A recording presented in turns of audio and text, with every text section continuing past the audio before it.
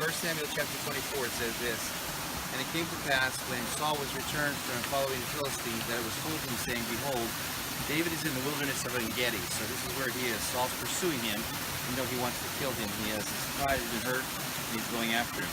Then Saul took 3,000 of the chosen men out of all of Israel, and went to seek David and his men upon the rocks of the wild goats. You just saw the wild goats. That's the ibex. And he came to the sheepcotes by the way, where was a cave. So behind me, this is the lower waterfall. Behind me, there's a larger waterfall, pretty far out, and there's a cave in that, and that's where David definitely was, in that cave. And his men, it says, and Saul went in to cover his feet. So obviously he's coming here to the desert. They're getting water. All the troops, the 3,000 are being watered. They're getting a drink. And Saul goes in to cover his feet. That's a euphemism for going to the bathroom. So Saul's in that cave relieving himself. And David and his men remained in the sides of the cave. So Saul's right there with him. And the men of David said to him, Behold, the day of which the Lord has said to thee, Behold, I will deliver thy enemy into your hand, that thou mayest do to him as it shall seem good to thee. Then David arose and cut off the skirt of Saul's robe privily or privately. So it means that he came down, and while Saul was actually going to the bathroom, David cut a piece of his robe off without Saul knowing it. And it came to pass afterward, David's heart smote him because he had cut off Saul's skirt.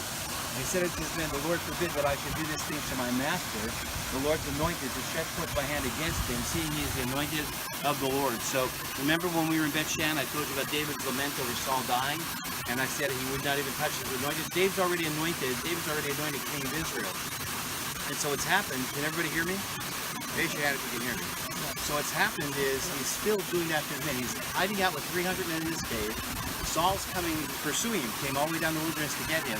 David stays in the cave, and David cuts the hem of his garment off for this reason. Later on you'll read that David says to him, he calls down, after Saul goes down from the cave, he calls out to him and says, Look, I have, I'm paraphrasing, I have the hem of your skirt, I cut it off. I was that close to you, I could have killed you. And then Saul says, Is that my son David? And he doesn't stop pursuing him, but he just asks his son. And he says, Why am I a dog that you come out with knives after me in the wilderness? And actually what David does is still not safe. He leaves this area and he goes and he hides out in a fortress. So this is a spot where it's pretty amazing to see the pursuit of Saul.